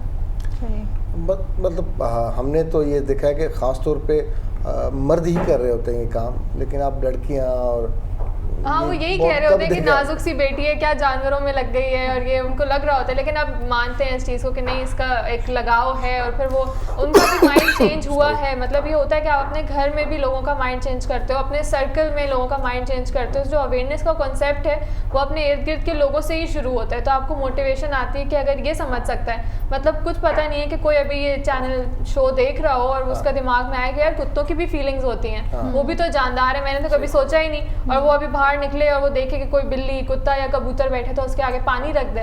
तो ऐसा है कि आपके इर्द गिर्द लोगों का दिमाग बदलता है, लेकिन टाइम टू टाइम हमारा भी तो बदला है ना, हम इंसान सही है बात ना। है, सही बात अच्छा, है। डॉग के अलावा और कौन सा एनिमल है जो इन चीज़ों का शिकार हुआ है या क्या? बिल्लियों के साथ बहुत ज़्यादा होता है, क्योंकि बिल्लियों का तो एक कॉन्सेप्ट ही टॉयज़ वाला लोगों ने बना लिया है। लेकिन बिल्लियों से लोग खौफजदा नहीं होते हैं? खौफज़दा नहीं, जंगली बिल्लियों से लोग खौफज़दा होते हैं, लेकिन सिर्फ खौफ की बात नहीं है, मिसट्रीटमेंट की भी बात है। लोग जो है अगर घर पे उनको एज अ पेट भी रख रहे हैं ना, तो वो एक टॉय का कॉन्सेप्ट होता है। पेरेंट्स स्पेशली लाके बच्चों को ऐसे देते हैं कि खेलने का कोई खिलौना है, वो खिलौना नहीं, एक जानदार चीज़ है, और वो उनकी भी उसका अपनी ख्याल feelings रखना है। होती हैं। बिल्कुल एक इंसान की जैसे फीलिंग्स हैं, दर्द हैं, उसको खाना पीना चाहिए, उसको आराम चाहिए। मतलब सो रहे हैं, उठा उठा के खेलना और ये सारी चीज़ें, ये भी तो ज्यादती है ना, सही कि बात अभी अगर हम सो रहे हैं, हमें को उठा के खेले तो हम क्या करेंगे, रिएक्ट करेंगे ना। सही, सही। तो यही हमें खाना पीना, फिर उसकी सेहत, दवाइयाँ, डिजीजेस, हर चीज़ के बारे में आपको नॉलेज होनी चाहिए, उस पर रिसर्च होनी चाहिए, उसके बाद जाके आप किसी जानदार की रिस्पॉन्सिबिलिटी लेते हैं। मोस्टली जो जंगली बिल्लियाँ होती हैं वो नहीं इतना ज़्यादा तंग करती जिस तरह डॉग्स वगैरह करते हैं। एक दफ़ा मैं FM के उसमें शो में जा रही थी, तो वहाँ पर कोई भी नहीं था और बहुत सारी बिल्लियाँ जंगली यहाँ थी और वो हमला करने की मुझ पे कोशिश कर रही थी। तो इस तरह की बिल्लियाँ भी हैं जो अगर वो भूखी हैं तो ऑब्वियसली वो आपके पीछे जा रही होती हैं, क्योंकि जाहिर है हमारे यहाँ पे अच्छा, वो मुझे एनवायरनमेंट ही रास्ता ऐसा भी है नहीं दे रही थी और मैं इतनी कभी बिल्लियों से मैं डरी नहीं हूँ, लेकिन फर्स्ट टाइम मैं जो है ना, और मैं उसके बाद मैं FM गई नहीं। बिल्ली मैंने कहा, मुझे हमला नहीं आना। कभी भी नहीं करती नहीं है करेगी। अनलेस उसको थ्रेट हो। तो आपके आने से पहले हो सकता है वहाँ पे कोई उसको थ्रेट करके गया हो किसी चीज़ वो से, बहुत डरी हुई सहमी आपको होगी। पता नहीं ना कि क्या, मतलब हो सकता है किसी ने उसके बच्चे उठा लिए हों, उस बच्चे की वजह से परेशान हो सकता है उसको खाना नहीं मिला हो, क्या पता किसी ने कुछ किया हो। लेकिन बिल्ली की नेचर में अटैक सिर्फ तभी है अपने आप को बचाने के लिए, तो वो किसी भी हद तक जा सकती है। इसलिए कहते हैं ना बिल्ली को चार दीवारी में ना रखा जाए। और एक बहुत इंपॉर्टेंट पॉइंट है, जब हम लोगों ने टेम्परेरी पेट शेल्टर खोला था तो हमने नोट किया था कि बहुत सारे लोग ऐसे आ रहे हैं जो अपनी बिल्लियों को आकर दे रहे होते हैं कि हमने बचपन से इसको घर पे पाला है और अब हम नहीं रख सकते, तो आप ये रख लीजिए। वो इतना तकलीफ देता है क्योंकि उस बिल्ली ने सारी ज़िंदगी घर में रही है, वो चार दीवारी में रही है, सेफ रही है, अचानक से आप उसको लाके एक शेल्टर में छोड़ रहे हैं जहाँ पे इतनी नॉइज़ है, ऑब्वियसली और भी जानवर हैं, तो वो एक बहुत ज़्यादा हार्मफुल इफेक्ट था जो हमने देखा कि दिस इज़ रियली क्रूल। सही। ये चीज़ अवॉइड करनी चाहिए कि जानवर एक खिलौना नहीं है। अगर आपने जिम्मेदारी ले ली है तो इट्स अ लाइफ लॉन्ग जिम्मेदारी, अगर नहीं ले सकते तो आप मत लें। अच्छा, ज़रूरी नहीं है। वैक्सीनेशन का भी आप लोगों ने कुछ किया है कि जो स्ट्रे डॉग्स कैट्स हैं उनको वैक्सीनेट करवाएं? बिल्कुल, इस पे तो बेसिक अवेयरनेस का कॉन्सेप्ट ही है, क्योंकि लोगों को TNVR के बारे में तो पता ही नहीं है। ये तभी क्या हम मतलब किस चीज़ का एब्रिविएशन है? TNVR is trap, neuter, vaccinate and release. जो ग्लोबली इंटरनेशनल लेवल पे जो सारे डॉग्स इतने हेल्दी हैं, और यहाँ पे जैसे कॉन्सेप्ट आ गया है ना, जो गवर्नमेंट लेवल पे भी, और सब कहते हैं कि कुत्तों को मार दो, तो कुत्तों को मारना इज़ नॉट द सोल्यूशन, क्योंकि मान लिया कि डॉग बाइट से केसेस आ रहे हैं और जहाँ पे ह्यूमन राइट्स जो है वो ख़राब हो रहे हैं, वहाँ पे एनिमल राइट्स को पीछे रखा जाता है। इट्स वेरी अंडरस्टैंडेबल, लेकिन उसका जो सोल्यूशन है वो TNVR है। तो बच्चों को भी इसके बारे में पढ़ा रहे हैं, साथ ही साथ में हमने प्रैक्टिकली करके देखा कि क्या ये सच में डूएबल है भी कि नहीं। तो हम लोगों ने अपने एरिया में TNVR किया और obviously it's very costly and it's not very easy. यहाँ पे कोई डॉग काउंट नहीं है, यहाँ पे डॉग कैचर्स की मुश्किल होती है सारी, और पब्लिक सपोर्ट की मुश्किल होती है। लोगों के पास जाओ तो वो आके कहते हैं बस आप मारें, ख़त्म करें, उठा के ले जाएं। तो जब हमारे डॉग कैचर्स भी जाते थे वो उनसे यही गुजारिश कर रहे होते थे कि आप उठाएं और ले जाएं, बस हमें आप इनको वैक्सीनेट ना करें, न्यूटर ना करें। तो उनको अवेयरनेस चाहिए इस चीज़ की, और गवर्नमेंट लेवल पे सिर्फ यही काम हो सकता है कि तमाम डॉग्स को न्यूटर और वैक्सीनेट कर दें। होता इससे ये है कि वो रिप्रोड्यूस नहीं कर सकते, तो जाहिर है उनकी पॉपुलेशन ऑटोमेटिकली एक टाइम पे बैलेंस क्रिएट कर देगी। अभी बहुत ज़्यादा पॉपुलेशन हो रही है ना, तो ऑब्वियसली इशू तो होगा। सही। अच्छा, 2 तरह के लोग आते होंगे आपके पास। एक वो जो ये लाते होंगे, जिस तरह से आपने कहा कि बिल्लियाँ छोड़ जाते हैं हमारे पास है, एक तो वो भी होंगे जो अडॉप्ट कर रहे होंगे आपसे। तो वो क्या प्रोसीजर होता है? लेकिन ये है कि जो आ रहे होते हैं ना, जो अडॉप्शन के लिए भी आ रहे होते हैं, उनका भी ये है कि उनको लग रहा होता है कि इट्स वेरी ईजी। जब उनको पता चलता है कि बहुत ज़्यादा एक्सपेंसेस हैं, मतलब ऐसे भी केसेस हैं कि 1-2 दिन में वापस आ रहे होते हैं, हम वो जो है ना बिल्ली काट रही है और बिल्ली सो नहीं रही है और हमें सोने नहीं दे रही है, पॉटी ट्रेन नहीं हाँ, है, पॉटी ट्रेंड नहीं है, और साथ ही साथ फिर उसके खाने का एक्सपेंस आ रहा है। तो इन छोटी छोटी बातों में मतलब वो बिल्कुल एक खिलौने का कॉन्सेप्ट तो यहाँ पे बन गया है। खास तौर पर लोग जो है स्ट्रे कैट्स को अडॉप्ट करना कम पसंद करते हैं, वो पर्शियन कैट्स और फरी कैट्स और इन पे ज़्यादा जा रहे होते हैं, उनकी ब्रीडिंग कर रहे होते हैं। और जो भी पेट शॉप्स हैं यहाँ पे, जिस तरह वहाँ पे रखा जा रहा होता है जानवरों को, वो बहुत गलत है, बहुत ज़्यादा गलत है। सही। हमने भी देखा है कि जितने भी पेट शॉप्स हैं वहाँ पे बहुत बुरी हालत में। बहुत बुरी हालत। अगर आप देखें तो इस्लाम में तो इस चीज़ का, अगर हम लोग एक इस्लामिक कंट्री है, इस्लाम में तो मना है कुत्ता बिल्ली बंदर की ट्रेडिंग इज़ फॉर मनी, गुनाह है। लेकिन यहाँ पे इस चीज़ का कॉन्सेप्ट है किसी को पता ही नहीं है। और यहाँ पे अगर सिर्फ एक दफ़ा भी आप जाके देख लें कि बिल्लियों को और जानवरों को किस हाल में रखा हुआ है, इतनी छोटी छोटी केजेस में, सिर्फ फॉर द सेक ऑफ और ब्रीडिंग कॉन्सेप्ट, क्योंकि बिक रहे हैं। और अगेन मैं कहती हूँ कि उनकी गलती नहीं है, हम लोगों ने डिमांड क्रिएट की हुई है जिसके वजह से उनको पैसे मिल रहे हैं, तो वो क्यों नहीं करेंगे। हम लोगों को चाहिए कि हम लोग ख़त्म कर दें, खरीदना बंद कर दें। जब हम खरीदना बंद कर देंगे तो ना बिल्लियाँ चोरी होंगी, ना बिल्लियाँ इस तरीके से ट्रीट होंगी। आप लोग इस चीज़ को, कॉन्सेप्ट को लेकर आए ना कि ज़रूरी नहीं है कि पर्शियन हो रशियन हो तभी बिल्ली अच्छी है। हमारी अपनी बिल्लियाँ भी तो अच्छी हैं, और किसने उनको हक दिया कि वो पर्शियन है तो वो केज में रहेंगी। जानवर तो वैसे ही आज़ाद रहने के लिए है, मतलब जानवर तो स्ट्रीट पे जो एनिमल्स रह रहे हैं और बाकी भी जो जानवर हैं उनका यही है कि वो आज़ाद रहें। जानवरों को इंडोर तो सिर्फ वो जो बहुत ज़्यादा सेंसिटिव हैं और लोग उनको बिल्कुल रिस्पॉन्सिबिलिटी के तौर पे, अपने फैमिली मेम्बर के तौर पे ट्रीट कर सकते हैं, वरना केज में रखना तो जानवर के साथ जाहिर है ज़्यादती है, क्योंकि जानवर इस वजह से है ही नहीं। इंसानों का है कि वो घरों में रहते हैं, जानवर तो नहीं रहते केजेस में, और इस तरह वेरी रॉन्ग। जो लोग वर्कशॉप वगैरह अटेंड करना चाहते हैं वो किस तरीके से आपको अप्रोच करें? राइट ना हम लोगों का स्कूल बेस्ड है, तो हम लोग स्कूलों से स्टार्ट करें। हम लोगों को अगर कोई स्कूल इनवाइट करता है, या हम लोगों ने ऑलरेडी जिनसे प्रोसेस में हैं, हम उन स्कूल्स जाते हैं, हम प्रॉपर एक वर्कशॉप अटेंड प्रॉपर वहाँ पे देख लेते हैं कि किस एज के बच्चे हैं, क्योंकि हर एज के बच्चों को डिफरेंट तरीके से समझाना चाहिए। अच्छा। तो हम उस तरीके से स्कूल्स हमें कांटेक्ट करते हैं और हम लोग स्कूल्स में जाकर फिर प्रॉपर तरीके से वर्कशॉप करते हैं। बहुत शुक्रिया। लोग भी कंट्रीब्यूट कर सकते हैं बिल्कुल। हमारे फेसबुक पे व्हाट्सएप नंबर भी है, और वो ऑब्वियसली हम इकरा यूनिवर्सिटी के स्टूडेंट्स भी हैं और बाकी तमाम यूनिवर्सिटी के स्टूडेंट्स भी हैं, तो सारी यूनिवर्सिटीज़, कॉलेजेस, स्कूल्स, तमाम जगह से स्टूडेंट्स जो है वो हमारे पास काम कर रहे होते हैं। अच्छा। तो वो हमारी लोकेशन पे आके हमसे मिलते हैं, इंटरव्यूज़ देते हैं, इंटर्नशिप्स करते हैं और अपना कंट्रीब्यूशन दे रहे होते हैं। सही। अच्छा लगा, थैंक यू वेरी मच आपका, थैंक यू वेरी मच दो आपका, और बहुत अच्छी बातें आपने बताई, काफ़ी अवेयरनेस काफ़ी लोगों को पहुंची, तो thank U very much for coming. हाँ जी दोस्तों, अगर ये वक्त न्यूज़ ब्रेक जो मिला होता है, न्यूज़ ब्रेक यहाँ पर। वालेकुम अस्सलाम, वेरी गुड मॉर्निंग। तव्हां कीअं आहियो, ठीकु आहियो? मां ठीकु आहियां सॼा, तव्हांजी तबियत कीअं आहे? हैप्पी अल्हम्दुलिल्लाह जी। ऐं हाणे असां जे दोस्तनि सां तव्हांजी मुलाक़ात करायूं था, उहे असांजा दोस्त जंहिंजो ताल्लुक़ु ड्रामा आर्ट सां आहे। ड्रामा कीअं ठाहिजनि, परफॉर्म कीअं कजे, ही कहिड़ी दुनिया आहे, हिन में छा फ़ाइदो आहे, छा लाभ मिलियो हींअर ताईं, हुन लाइ ॿ ॾाढा ज़बरदस्त दोस्त असां सां गॾु मौजूदु आहिनि। लाड़काणे सां संदनि ताल्लुक़ु, लाड़काणो चवंदा आहिनि न, हुजे नाणो त घुम लाड़काणो, ऐं अॼुकल्ह चवनि था वधीक अथई नाणो त छॾ लाड़काणो। सो हाणे साईं वारनि खां पुछंदासीं, अॼु असांजा महिमान आहिनि अदा सतार ख्वावर, ॾाढा सीनियर एक्टर आहिनि, डायरेक्टर आहिनि, ऐं उन सां गॾोगॾु अदा अब्दुल हादी बुगटी। भली कार साईं। ख़ुशि आहियो तबियत ठीकु आहे? छा मसरूफ़ियत आहे सतार भाउ अॼुकल्ह? सर आर्ट काउंसिल लाड़काने में जेको आहे उते हाणे इलेक्शन थी हुन में सेक्रेटरी नॉमिनेट थियो हुयुसि ऐं फ़नकारनि जी ख़िदमत कयूं था। स्टार्ट में बि जेको आहे उहो फ़नकारनि सां गॾु रहिया आहियूं ऐं हाणे बि जेको आहे सो तक़रीबन 12 साल थी विया आहिनि। 8 सालनि खां उते प्रेसिडेंट हुयुसि ऐं हाणे हिन दफ़े जेको आहे सो सेक्रेटरी आहियां। हुन खां अवल वरी चेयरमैन ड्रामा सेक्शन जो। सो फ़नकारनि सां ई जेको आहे सो पैदा वक़्तु त हुते गुज़ारियो। कहिड़ियूं एक्टिविटीज़ थियनि थियूं लाड़काने आर्ट काउंसिल में? आर्ट काउंसिल में काफ़ी डिपार्टमेंट्स आहिनि जीअं आहे ख़ासि जेके आहिनि उहे हिकिड़ो म्यूज़िक जो आहे, परफॉर्मिंग आर्ट आहे ऐं टियों फाइन आर्ट आहे, चौथों अदब जो आहे ऐं हुन खां सवाइ वेलफेयर जो बि आहे, सोशल जो बि आहे, आर्काइव आहे, लाइब्रेरी आहे। पर मेन जेके आहिनि ही 4 आहिनि ऐं हू जेके आहिनि से पंहिंजा प्रोग्राम्स जेके आहिनि उहे कनि पिया।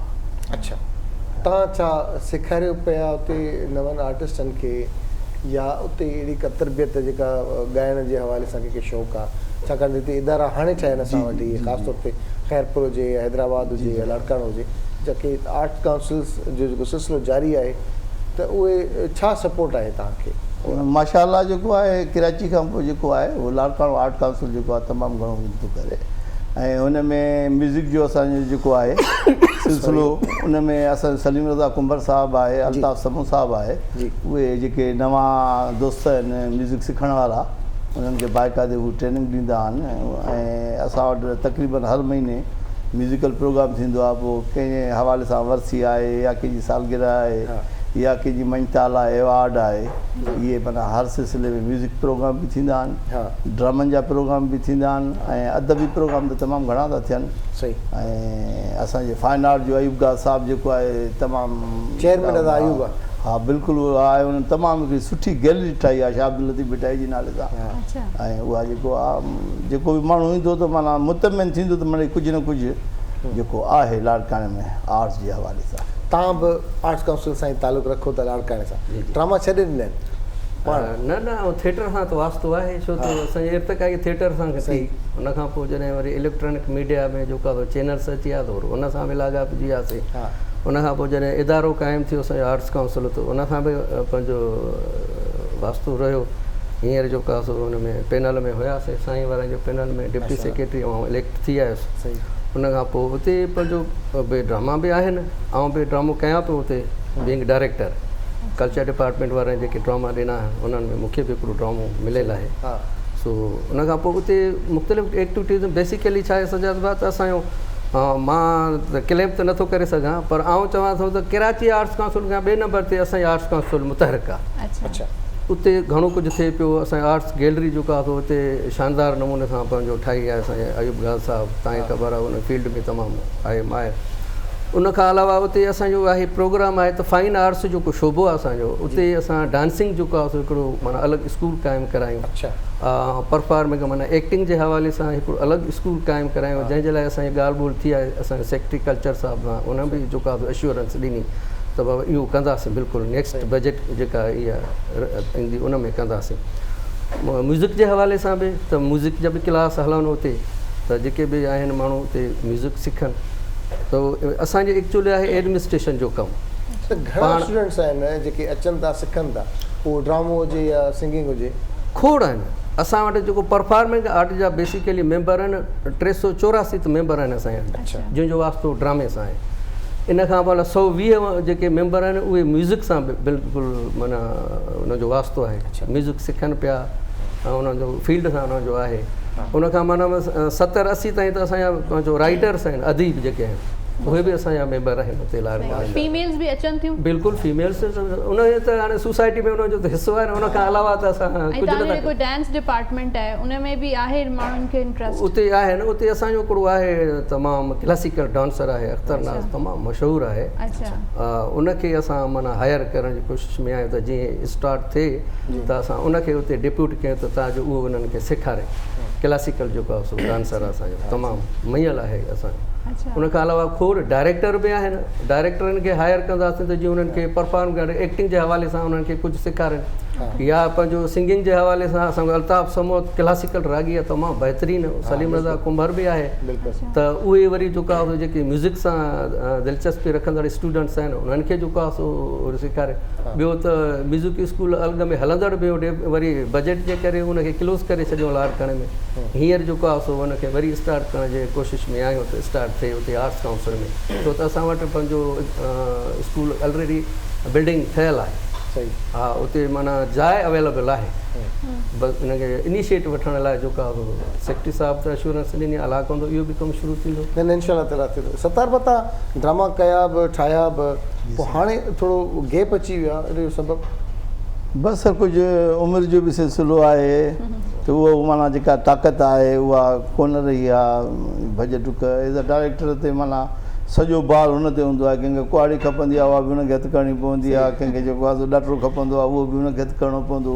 या भॼ डुक जो सिलसिलो तमामु तेज़ हुयो।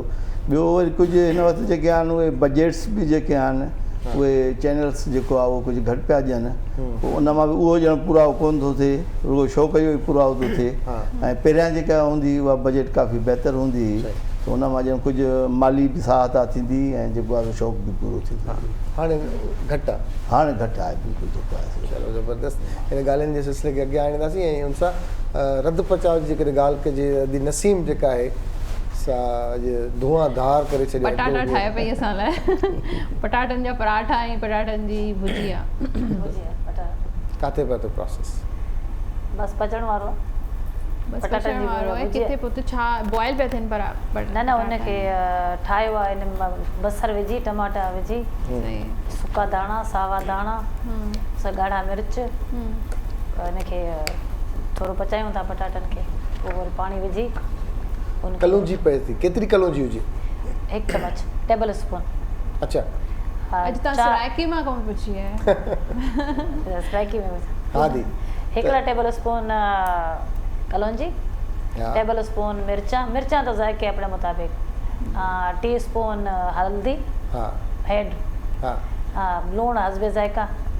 अच्छा जो अपनी कोई न भी गाते हुए गाते भी हम ये विषय आयल तेल गाते वसना थोड़ा दाग के तो विषय आलू गाते उनसे विषय थूम अदरक दा पेस्ट वहीं बाद गाढ़े मिर्च जो बुधा गया टेबल स्पून ये सब सीजनिंग कर विषय थोड़ा पानी गाते सूस जे मतलब मिर्चा सड़न ना वहीं बाद पानी गाते वाला थोड़ा बियर पकाई सूं फ्राई करे सूं फ्राई करते पीछे पानी गाते सूं वाला थोड़ा इतला जी सारे आलू गाल वजन आलू पटाटे गाल वजन पटाटे गलन करने बाद पीछे असां थोड़ा मैश करे सूं माना कुटे सूं पटाटा को जो आलू दी भुजिया वो ठाहे पीछे ए त वजन वधाए न शय वजन तो एकड़े खावण ला खाई सके तो एकड़े खावण ला वजन। अच्छा अदी नसीम का एडी डिश है जेमे धुओं भी ना हो जाए आवाज भी ना हो जाए? धुओं भी ना हो जाए आवाज भी ना हो जाए, वो अंडे वाली डिश है उनमें धुओं भी ना हो आवाज भी ना हो।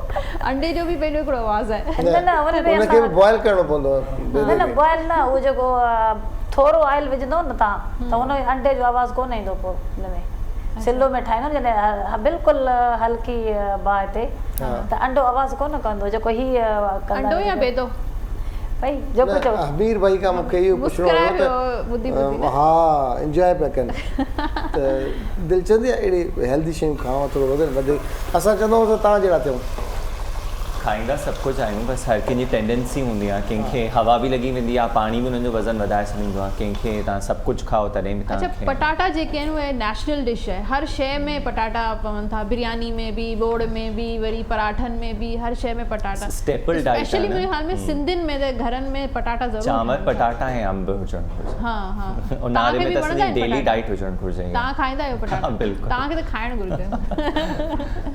तव्हां ॾाढो सुठो। अच्छा सतार बा तव्हां माशाल्लाह बहितरीनु ड्रामा कया, घणा ड्रामा ठाहिया हूंदा अॼु ॾींहं ते? सर मां ड्रामा ठाहिया माना 4 ड्रामनि जेके सीरियल्स हुयूं उहे हुयूं ऐं हिकिड़ी जेको उहा सीरीज़ हुई 8 किस्तुनि जी। अच्छा हा सो इहे एज़ अ डायरेक्टर बाक़ी जेका एक्टिंग जे हवाले सां साईं अयूब हर ड्रामे में हूंदा हुआसीं। कॾहिं खां एक्टिंग शुरू कई आहे? साईं स्टेज जी त 1978 खां शुरू कई आहे। 78 खां? बिल्कुलु जेको 1978 खां ऐं तक़रीबन 80 ड्रामा स्टेज पे जेके आहिनि उहे कया पूरी सिंध में। असांजो उस्तादु हूंदो MM बलोच साहब, उहो पूरी सिंध में ड्रामा कंदो हुओ ऐं उन वक़्तु जेको हुयो माना असांजी तक़रीबन 20 साल एज हुई, 18-19 साल। उन वक़्तु हीरो खणंदो हुयो ऐं असां गॾु जेको आहे पूरी सिंध जो जेको आहे ड्रामनि में जेको आहे कमु कयोसीं। हींअर बि को फ्यूचर आहे स्टेज थिएटर जो सिंधी? माशाअल्लाह हिन वक़्तु स्टेज जो तमामु बहितरु लाड़काणो त जेको आहे उहो स्टेज जे हवाले सां त गादी वेंदा ऐं हुते फेस्टिवल्स पिया थियनि, 18-20 ड्रामा जेके आहिनि असांजे आर्ट काउंसिल में बि। ऐं हिन वक़्तु बि जेको आहे कल्चर डिपार्टमेंट वारनि 5 ड्रामा ॾिना, 3 थिया हुया त कोरोना जे करे जेको आहे हाली थोरो मुअतल थी विया। वरी कल्ह बि साहिब सां मीटिंग कईसीं, अञा बि 2-3 ड्रामा ॿिया बि ॾिए थो, चए थो वरी 4-5 ड्रामा करे जेको आहे भली वरी आर्टिस्टनि खे लाभ मिले थो? हा सर, बिल्कुलु पैसा मिलनि था? बिल्कुल। हाणे जेको आहे माना असां आर्टिस्ट खे घटि में घटि जेको आहे उहो जेको कल्चर डिपार्टमेंट कराईंदी आहे, हुनखे 10,000 खां 30,000 ताईं हिकु आर्टिस्ट खे जेको आहे हिकु ड्रामे जी पेमेंट कंदा आहियूं। बाक़ी जे असांजे आर्ट काउंसिल जे तरफ़ां हूंदी आहे त हुनजी बजट घटि हूंदी आहे, उहो 60-70 हज़ार हूंदी आहे, उहो तक़रीबन 2 लख रुपया हूंदी आहे। त पोइ वरी उन हिसाब सां जेको आहे सो वरी घटि पर पेमेंट थींदी आहे। अच्छा, अॻे पाण कनातूं हणंदा हुया, पाण जेको आहे उहे जेको आहे सो बजट कंदा हुया, पोइ बि नुक़सानु हूंदो हुओ उन्हनि खे। सो हिन वक़्तु हाणे बि जेको आहे सो जॾहिं बि जेको को प्रोग्राम करणु चाहे आर्ट काउंसिल में त उन्हनि खे सहूलियतूं असां सभु ॾींदा आहियूं। साउंड आहिनि, मूवीज़ आहिनि, या म्यूज़िक आहे, या सेट आहे, या डेकोरेशन आहे। सो उहे शयूं उन्हनि खे अवेलेबल कंदा आहियूं ऐं उन्हनि खे फंडिंग बि कंदा आहियूं। 30,000-40,000 को बि माण्हू जेको अची आर्ट काउंसिल जो मेंबर आर्ट काउंसिल में ड्रामो कंदो आहे त उन्हनि खे सपोर्ट कंदा आहियूं। माना हाणे ठीकु माहौल आहे माशाअल्लाह। ऐं असां हादी साहिब खां पुछूं, हादी भाउ लाड़काणो अॻु में तमामु सुठा ड्रामा ॾींदो रहियो आहे, बिल्कुलु तमामु घणो ठहियल। लाड़काणो सिर्फ़ु लाड़काणे शहर ते महदूद आहे या शिकारपुर, जैकबाबाद, सखर या मेहड़ खां या दादू खां आर्टिस्ट ईंदा रहिया आहिनि, परफॉर्म कंदा रहिया आहिनि, पर ओवरऑल उन्हनि जो छा हूंदो आहे हिते रहण जो, ड्रामा करण जो, या सिर्फ़ु तव्हां लाड़काणे जा माण्हू खणी करे स्टेज ड्रामा ठाहींदा आहिनि? न न, ॿिया बि ईंदा आहिनि, ॿियनि शहरनि जा बि अची हिते लाड़काणे में ड्रामा कंदा आहिनि, या आर्ट्स काउंसिल में, या असांजा माण्हू बि वेंदा आहिनि ॿियनि शहरनि में ड्रामा कंदा आहिनि। जीअं लाड़काणे जी टीम वारनि खैरपुर आर्ट्स काउंसिल में ड्रामो कयो आहे, सखर में कयो अथऊं, शेखया जो पहिरियां ड्रामो उते थियो आहे सखर में, लाड़काणे जी टीम कई आहे। हिते कराची में आर्ट्स काउंसिल में बि उन्हनि ड्रामो कयो, साॻी शेखया जो दोदे चनेसर मौत जो का इन ड्रामो कयो। असां वटि ड्रामा थियनि था पिया। ऐं हींअर छा आहे त असांजो आर्टिस्ट कमर्शियल थी वियो आहे न, उन्हनि खे पेमेंट बि थिए थी बाक़ाइदे। जे कल्चर डिपार्टमेंट वारनि जेके ड्रामा थियनि था उन में ठीकु ठाक पेमेंट थिए थी। त माना त 20,000 ताईं उनखे पेमेंट थिए थी पर ड्रामे ते। सही, फीमेल आर्टिस्ट हुजे या मेल, फीमेल जी अञा मथे आहे छो त उनजी अणाहठ आहे न असां वटि। मर्दनि में त ख़ुदि कफ़ील आहियूं, पर उन्हनि जी जेका रेशो घटि आहे उन करे उन्हनि खे पेमेंट वधीक आहे। इन ॻाल्हि खे ताईं कंटिन्यू कंदासीं। न्यूज़ आहे हमीर भाउ वटि खां। जी बिल्कुलु सजाद, पंहिंजे नाज़रीन खे अपडेट करणु चाहींदासीं त कश्मीर कंदकोट जो शहर आहे तंगवाणी, जिते ॻोठ ताहिर शाह में सोट कारें तहमत हेठि पंहिंजी सोट खे क़त्ल करे छॾियो आहे। जवाबदार सदाम मलिक 19 वरनि जी नवाब ख़ातून धी अब्दुल रहमान मलिक खे घर अंदरि गोलियूं हणी क़त्ल कयो। इतला ते पुलिस वाक़े वारे हंधि पहुची वई आहे। आगाह कयूं पिया अव्हांखे त कश्मीर कंदकोट जो शहर तंगवाणी, जिते ॻोठ आहे ताहिर शाह, सोट पंहिंजी सोट खे कारें इल्ज़ाम हेठि क़त्ल करे छॾियो आहे। नारी खे क़त्ल करण खां पोइ जवाबदार फ़रार थी वियो।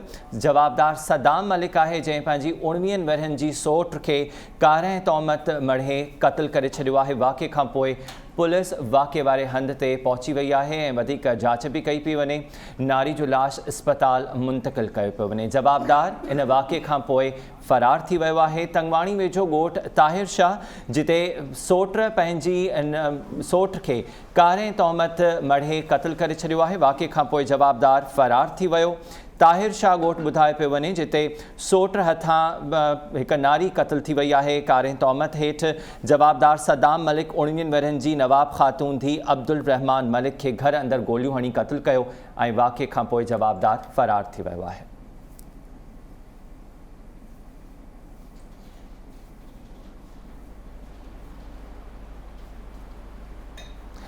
ब्रेकिंग खां अव्हांखे आगाह कयोसीं, वापसि हलूं था पंहिंजी मॉर्निंग ना महिमाननि सां ॻाल्हि ॿोल कंदासीं। सजाद, थिएटर ज़रिए इन मुआशरती बुराई खे बि एड्रेस करे सघिजे थो। अहिड़ा थिएटर प्रोग्राम्स थींदा आहिनि, ड्रामास थींदा आहिनि दुनिया में, त स्ट्रीट थिएटर थींदा आहिनि जेके माण्हुनि खे अवेयरनेस ॾियण जे लाइ। ऐं असां वटि बि थींदा, पर हाणे असां मख़सूसु हंधि करे छॾिया। न त स्ट्रीट थिएटर जहिड़ो मतिलबु पावरफुल मीडियम जेका कारोकारी जहिड़ी हिकिड़ी मुआशरती लानती चइजे इनखे एड्रेस करे सघिजे थो, इन जे लाइ अवेयरनेस पैदा करे सघिजे थी। यकीनन यकीनन ईअं ई आहे। अच्छा, ॻाल्हि कयूं असां सुधारनि जी, त सुधारा कीअं अची सघनि था असांजे आर्ट में, छा थियणु खपे तव्हां ॿुधायो? साईं, काफ़ी सुधारा अचनि पिया ऐं गवर्नमेंट बि मुंहिंजे ख़्याल में त हिन दफ़े ई जेको आहे जेको कल्चर डिपार्टमेंट आहे उहो असांजी ज़िंदगी में कॾहिं बि अहिड़ो इनकलाबी क़दम कोन खयां जीअं हाणे जेको आहे सो असां फ़नकारनि सां मुलाक़ात बि कनि था ऐं असांजा मसइला बि ॿुधनि था ऐं उन्हनि खे हल बि कनि था। हाणे असां वटि जेके फ़नकार ईंदा हुआ उन जे लाइ रिहाइश जो मसइलो हूंदो हुयो त सखर जो को अचे थो प्रोग्राम करे थो हुनखे रिहाइश किथां ॾियूं, को म्यूज़िकल प्रोग्राम आहे हुनखे रिहाइश किथे ॾियूं। सो उहा मीटिंग असां मिनिस्टर सां कयूंसीं, सरदार शाह साहिब सां ऐं असांजे लगारी साहिब सां। सो उन्हनि असांखे हॉस्टल ॾिनी आहे ऐं उन हॉस्टल जो बि कंप्लीट जेको आहे उहो कमु थी वियो आहे ऐं उन में जेके आहिनि बाक़ी एयर कंडीशन्स ऐं फर्नीचर उहो रहियल आहे जेको तक़रीबन महीने ॿिनि में मिली वेंदो।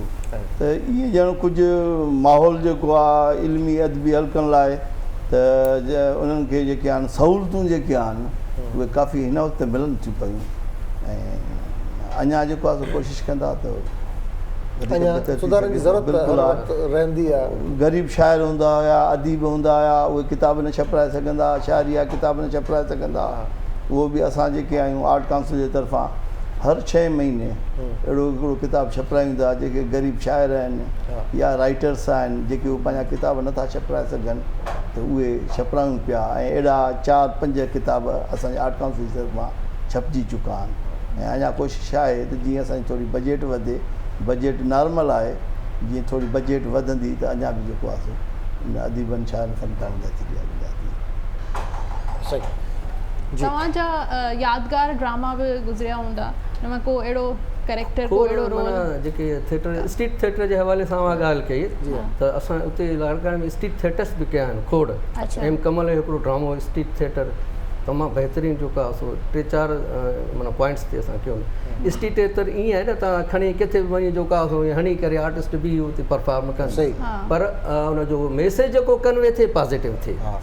असीं हींअर बि चऊं पिया त सोसाइटी में ड्रामे जो अहम रोल आहे। तव्हां सोसाइटी खे थिएटर जे ज़रिए चेंज करे सघो था पॉज़िटिव वे में।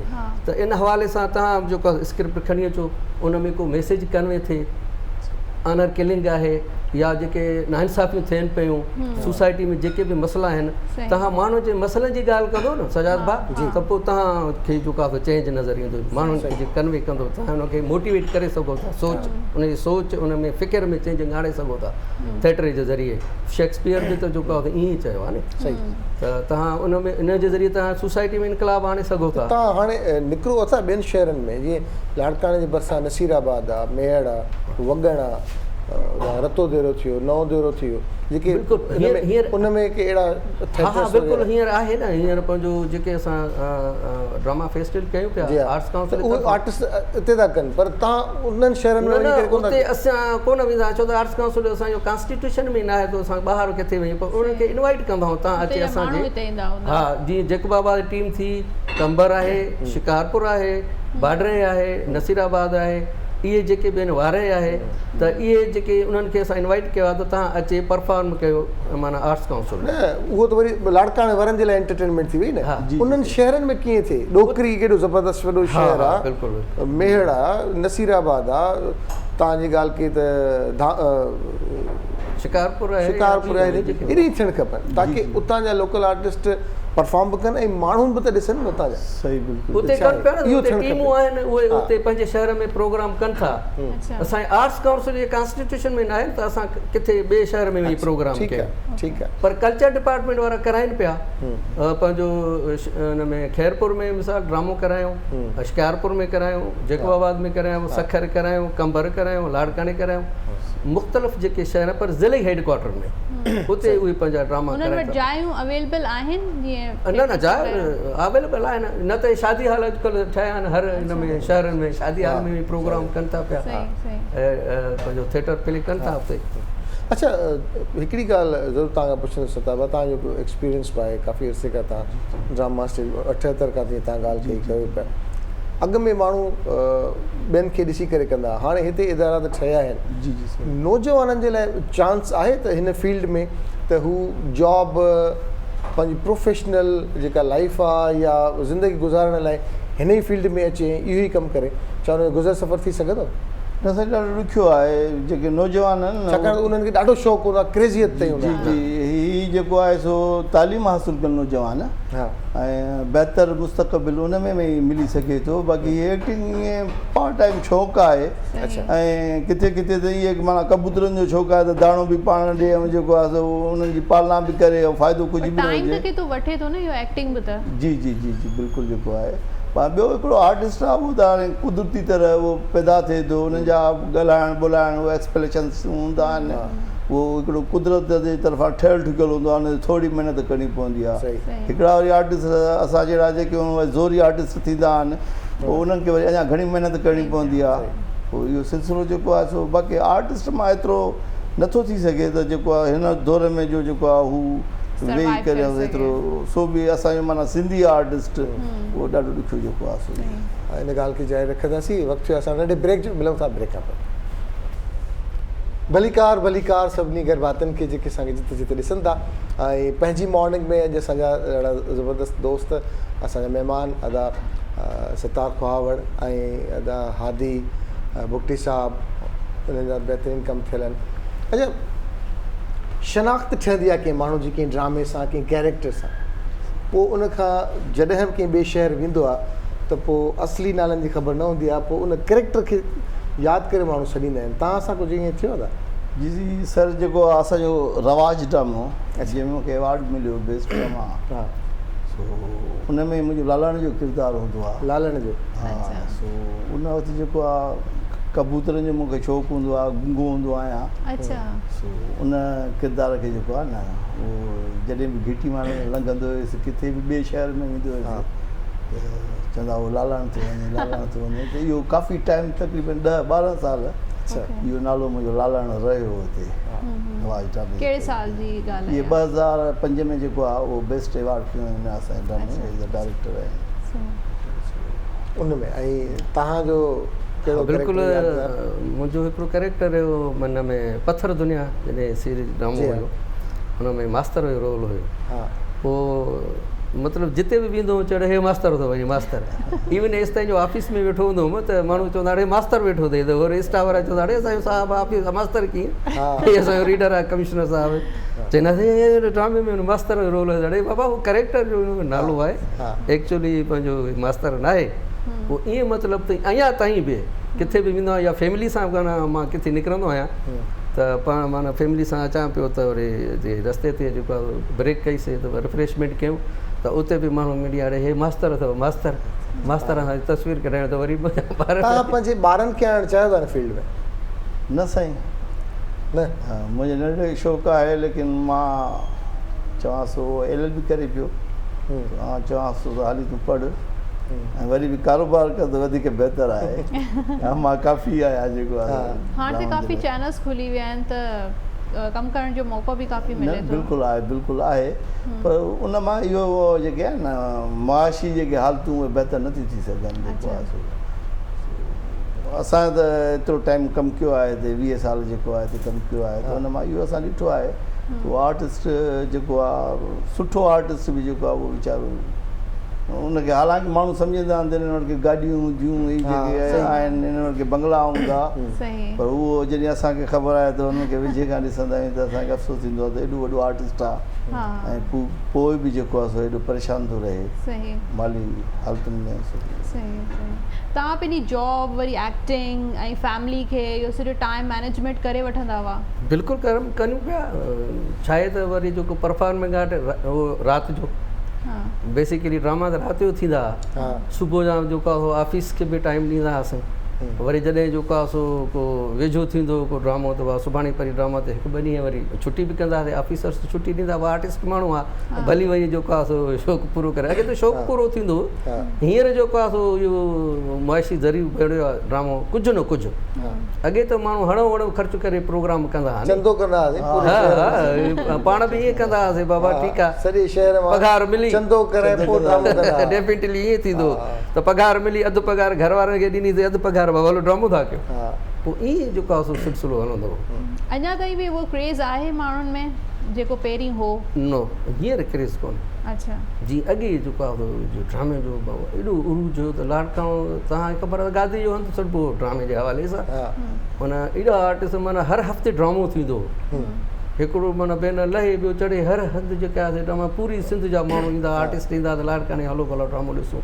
30 ॾींहं फेस्टिवल जेको आहे सो ड्रामो माना डेली पब्लिक अचे गॾु थिए इवन एसि ताईं हींअर बि आहे थिएटर जो आहे पर अॻ में त शौक़ु जीअं आर्टिस्ट खे हूंदो डायरेक्टर खे मिथूं कंदो हुयो उनजा नखरा खणंदो कैरेक्टर जे लाइ हाणे तो सोशल मीडिया ते टिकटॉक ते जेको हुनखे शौक़ु आहे पूरो करे ॾिसण वारी दुनिया बि घणी आहे बिल्कुलु बिल्कुलु त इन करे हाणे उहा वैल्यू ऐं चैनल्स जेके कमु कनि था उन्हनि खां वधीक रेस्पॉन्स वरी उन्हनि खे आहे जेके टिकटॉक ते था अचनि हींअर आर्ट्स काउंसिल में टिकटॉक शो थियो त सजाद भाउ तव्हां उते असांखे माना पंहिंजो एंट्री करणु न पिया ॾियनि एॾी ख़लक अचे जमो थी त माना कर्नल जर्नल माना फ़ोनूं पिया कनि बाबा असांजे लाइ सीटूं रखिजो असांजा ॿार ईंदा एसि ते माना टिकटॉक मां हैरान थी वियुसि मां चयो यार इलेक्ट्रॉनिक मीडिया ते चैनलनि ते असां माना हर एक चैनल ते ड्रामो कयो आहे त असांखे माना पब्लिक न सुञाणे हे टिकटॉक वारनि जे ख़लक जे गॾु आहे पूरो लाड़काणो इवन एसि ताईं जो उहो माना शो न थी सघियो अधु में शो बंदि करिणो पियो पाण खे माना आउट ऑफ कंट्रोल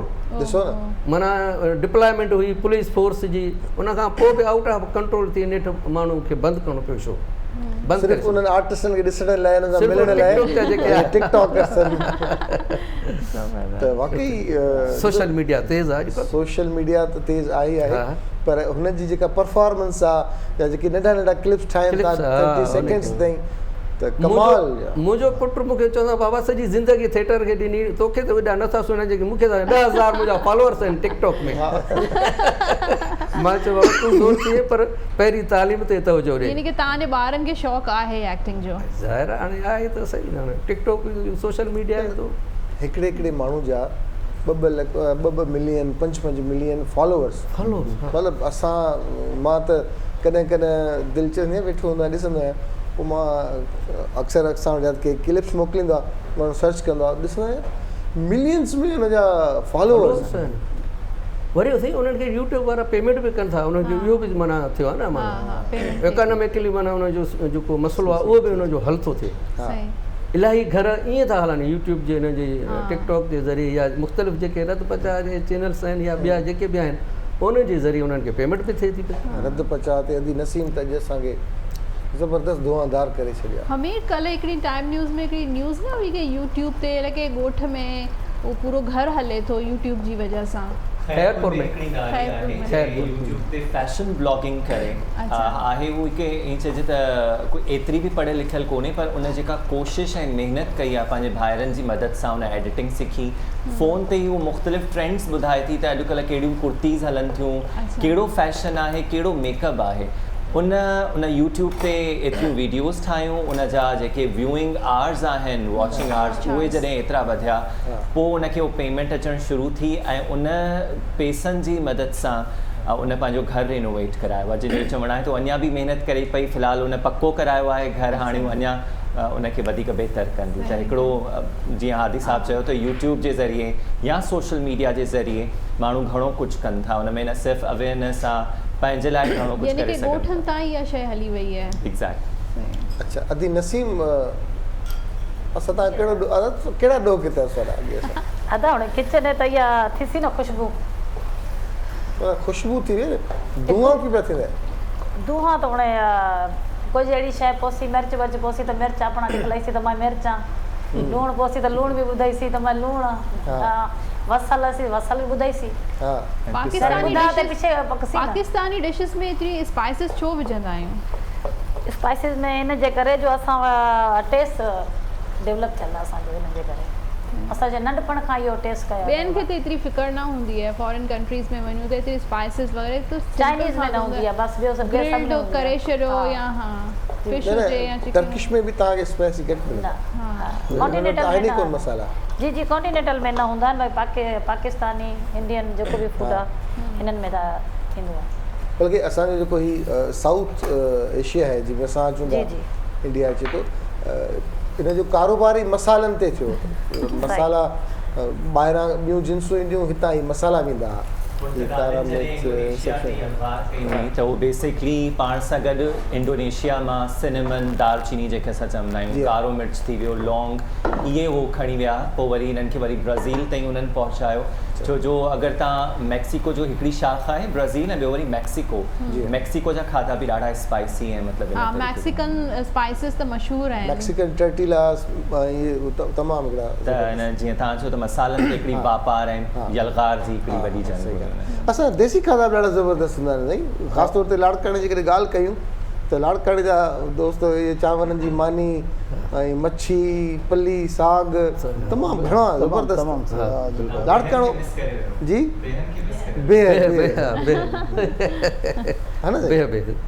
हुते त ईअं आहे चांवरनि जी मानी ऐं पली जेका आहे उहा तयारु कंदा आहिनि वरी सुबुह लाइ रखी छॾींदा आहिनि अच्छा हिकिड़ी ॻाल्हि मूं नोट कई लाड़काणे में स्पेशली हू पंहिंजी मुंद मटाईंदा आहिनि जी राति जो हूअं चांवर खाईंदा पर जेकॾहिं सियारो ईंदो त राति जो चांवर न खाईंदा ॾींहं जो चांवर खाईंदा राति जो मानी कंदा मानी एक थियो हिन करे जो मतिलबु सियारे में जेको आहे चांवर खाई पाणी पीअंदा न त उहो खंघि थींदी अच्छा चेस्ट जे मथां मसलो थिए उन करे जेको आहे सो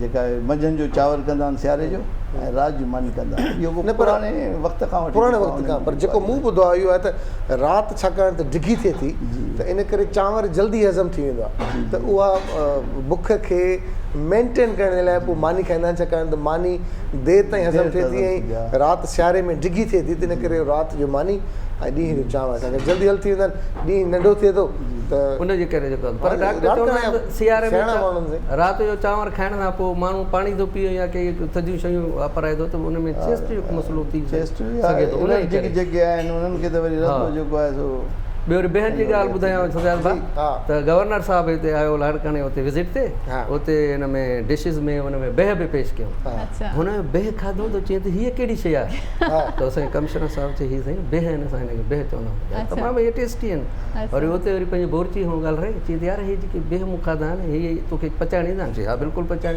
चई यार मुंहिंजे लाइ बेह थो मोकिलियो पोइ त ॿोरी बेहनि जी भरे मां गवर्नर हाउस पहुचायो बेहनि जे लाइ स्पेशली माना त उनखे पचाइण जो तरीक़ेकार आहे न साईं बेह जी ॿी क्वालिटी आहे त जेतिरा बि वॾा वॾा इदारा आहिनि इन ते तरक़ी कई आहे त बेह में घटि हूंदी आहे अहिड़ी सिर्फ़ु तव्हांजो पेट भरे थो बाक़ी हुन में फेट का बि शइ कान्हे बिल्कुलु न को विटामिन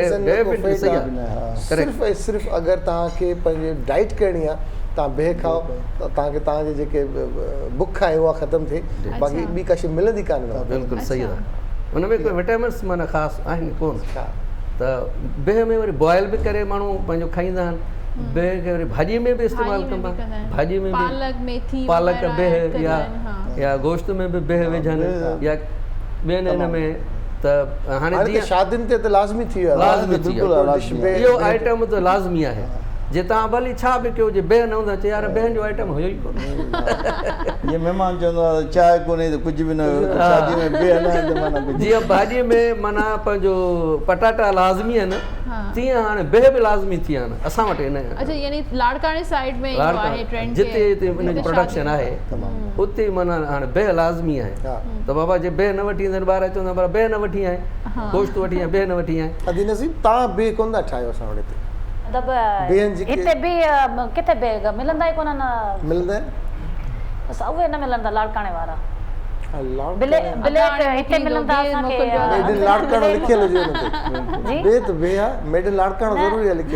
उनजे अंदरि जेको ब्लैक हू त ताज़ा हूंदा आहिनि अंदरि साफ़ सुथरा हूंदा आहिनि हिन में ब्लैक अंदरि ईंदो आहे त पोइ हुनजो टेस्ट अच्छा ब्लैक ईंदो आहे का लेयर अची वेंदी आहे पुराणा इन बेह खाइण जो ताज़ो हुन टाइम ते जेको हूंदो आहे मज़ो हुनजो ई आहे लाड़काणे वारा तव्हांजी ॻाल्हि में लाड़काणे जा ज़रूरी आहे न भाउ हिते पचाईंदासीं तव्हांजे लाइ तव्हां चओ था त तव्हांजी फरमाइश अमीर केतिरा बे खाधा अथव अॼु ताईं? काफ़ी सारा खाधे never counted. अच्छा न उन डिशेस त काफ़ी थियनि थियूं ॿियनि जो भुॻल पकोड़ा थींदा थी आहिनि, विया ॾही वारा, भुॻल थी थी वेंदा, विया, फ्राई कट खुंबी थी बि वेंदा। थींदा हा, आहिनि, बिल्कुलु। ऐं चटपटा बि चटपटा। कटा बि हींअर वरी पंहिंजो हुन में खटाण में बि बिहनि जा पकोड़ा कहिड़ा ज़बरदस्त पकोड़ा सही आहे। अॼुकल्ह चिकन सां बि जेको आहे उहो गॾु मिलाए मसालो हा। ठाहे उहे पकोड़ा था ठाहिनि। अचार बि ठहंदो आहे न बिहनि जो, है न? तव्हां इहो सभु कुझु मिस था कयो। लाड़काणे में एक्चुअली रेड़ियुनि ते जेको असां बि पंहिंजे नंढपण में कुझु अर्सो जेको रहियासीं ॾिठोसीं त रेड़ियुनि ते हादी साहब ॿुधाईंदा या सतार साहब ॿुधाईंदा त हिकिड़ो वॾी देगड़ी कुनो टाइप हूंदी आहे, उन में उहो भुॻल बिह खुंबी बि हुनखे चवंदा खुंबी बि आहिनि, खुंबी हुनखे बॉयल करे सफ़ा करे हा पोइ हुन ते ठिकर लीमो जो जेको मसालो, आहे हा, हिकिड़ो बिल्कुलु। उन में जेको आहे वरी महिरबानी सतार भाउ तव्हांजी वरी महिरबानी आदि भाउ Thank you very much. Thank U. तव्हां ज़बरदस्त असांखे इंफॉर्मेशन ॾींदा रहंदा आहियो, ख़बरूं बि ॾींदा आहियो, टेंशन बि ॾींदा आहियो। अमीर भाई अहिड़ियूं ख़बरूं ॿुधाईंदा ख़बर पवंदी आहे। थैंक यू अदी नसीम। 30 मिनट्स थी विया? थी वई रेडी तव्हांजे लाइ टेस्टी वारी बिना पराठा। हाँ आलू चलो, अल्लाह जी बेहतर कंदो भुजिया। इंशाल्लाह ताला। हा जी दोस्तों सां गॾु असांजो प्रोग्राम पंहिंजी पुॼाणी ते पहुतो इंशाल्लाह। तव्हां सां थींदी सुभाणे मुलाक़ात, तेसीं ताईं अल्लाह हाफ़िज़। अल्लाह हाफ़िज़।